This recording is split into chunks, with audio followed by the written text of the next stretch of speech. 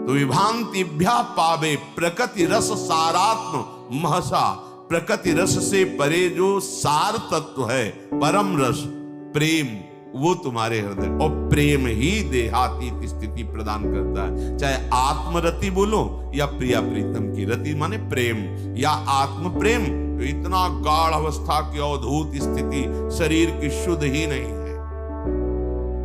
प्रेम प्रियालाल के प्रकट रूप में इतना प्रेम, शरीर शुद्ध ही नहीं है। शरीर शुद्ध छूटना कोई कठिन बात नहीं है।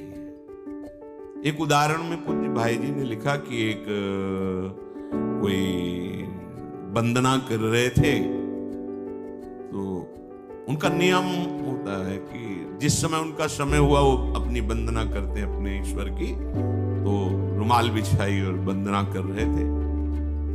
कोई नवयुवती किसी अपने प्रीतम से मिलने के लिए जा रही थी जहां नियत स्थान था, वो उसके ध्यान में भाव में भरी उसको लांग के चली गई। वो रास्ते में ही कर रहे थे और वो वंदना करके देखा कि वही स्त्री कुछ क्षण बाद लौट के आ रही। तब कहा, क्यों तुम्हें इतना ज्ञान नहीं कि मैं वंदना कर रहा था और तुम हमारे को लांग के चली गई? कब? बोले अभी थोड़ी देर पहले। आप वंदना कर रहे थे किसकी? बोले अपने मालिक की, आराध्य देव की।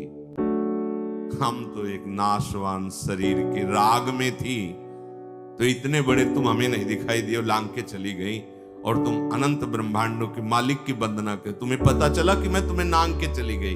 क्या वंदना कर रहे थे तुम? हम तो एक नाशवान शरीर में आसक्त थी, उससे मिलने गई थी, तो तेरी शुद्ध नहीं रही, तेरे को नांग के चली गई, मुझे पता नहीं। लेकिन तू परम आराध्य देव की, परम प्रभु की आराधना कर रहा, तुझे पता चला मैं लांग के चली। कहां तेरी एकाग्रता थी?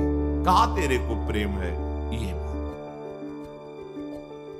देह शुद्ध भूलना कोई बड़ी बात नहीं, बड़ी बात है तन्मय हो जाना। हमारा राग एक जगह एकत्रित हो जाए, गलत जगह एकत्रित होगा, विनाशी जगह में एकत्रित होगा, तो परिणाम में गलत और